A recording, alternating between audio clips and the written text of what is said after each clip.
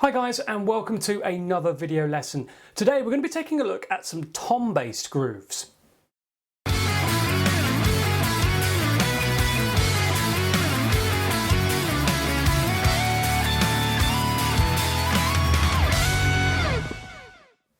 So I've mentioned this in previous videos, but I'm not sure which videos it was that I mentioned this in. So I'll say it again now. We're going to be looking at tom-based grooves, specifically reorchestration of existing grooves.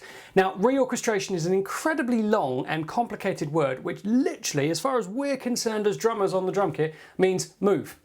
That's it. So if I'm playing a groove over here on the hi-hat, and I bring it over here to the ride, I've reorchestrated it onto the ride.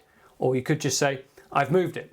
Why do we have an incredibly complicated long word that just means the same as move? I have no idea. So reorchestration, move it. The drum kit is your own mini orchestra. So I think the origin of the word is from the fact that this is a little orchestra and you are moving around it. But seriously, reorchestration means move. So the tom-based grooves that we're looking at today are grooves that you've already played, but moved to the toms.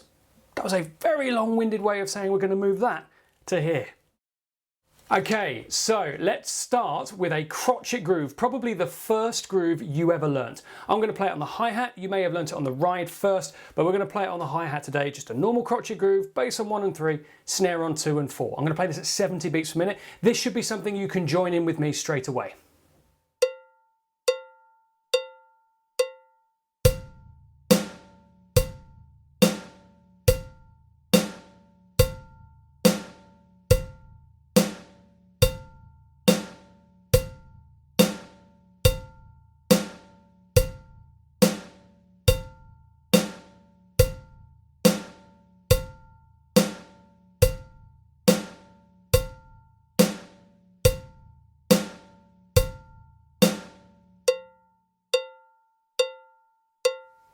Right, so now I'm going to reorchestrate, yes, move my right hand over to tom 3, down to the floor tom as it's sometimes called.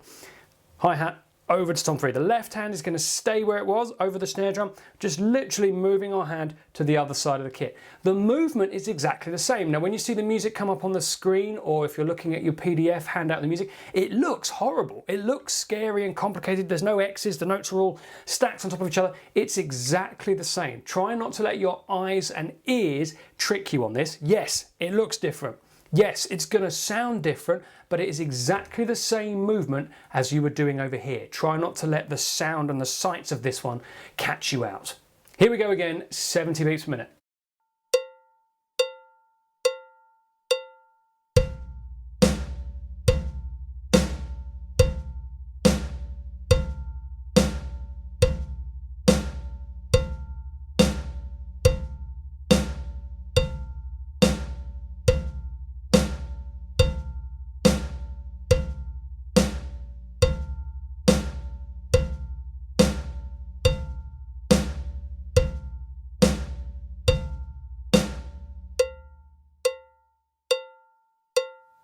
Okay, so once we'd mastered the crotchet groove, we moved on to the quaver groove. If you're not sure how the quaver groove goes or you need reminding, here it comes now.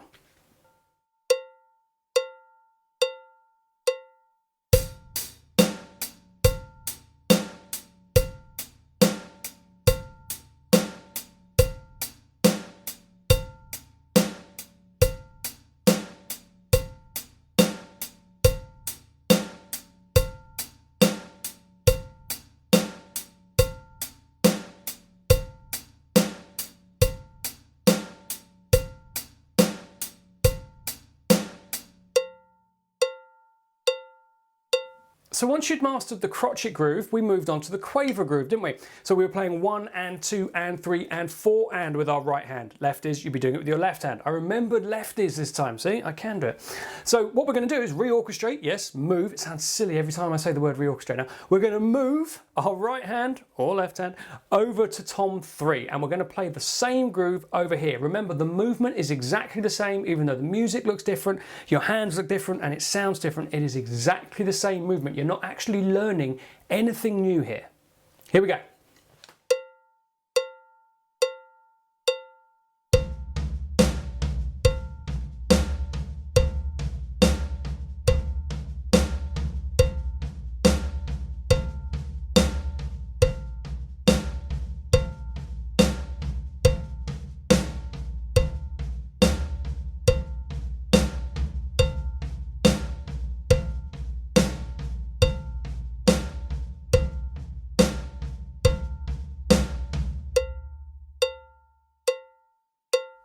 Moving grooves from the cymbal to the tom is not a new idea. Charlie Watts from the Rolling Stones did it, heard it through the grapevine, has it. Pretty much the entire song is a tom-based pattern, but it's a quaver groove at its heart. It's just played on the toms for the most part.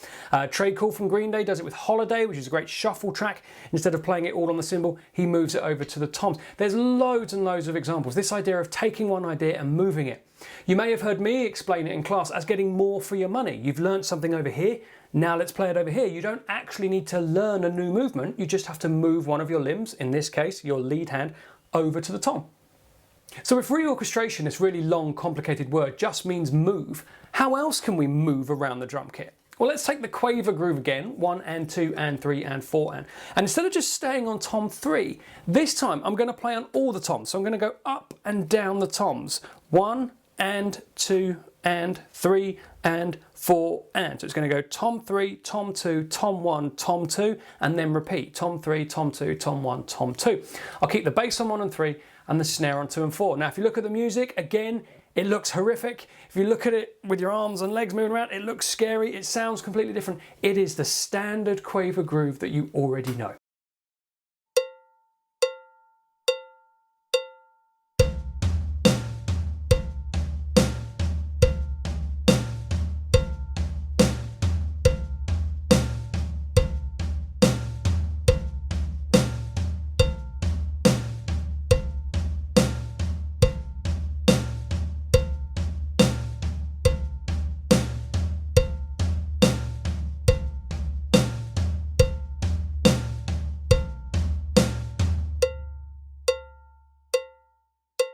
So now that we've reorchestrated 2 previously studied grooves, what happens if you reorchestrate something else?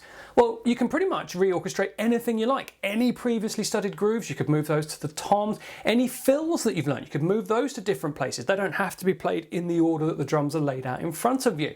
There are millions upon millions of different fills and groove variations, and no, I don't know them all, and no, I don't expect you to know them all. We'd be here forever just trying to work them all out.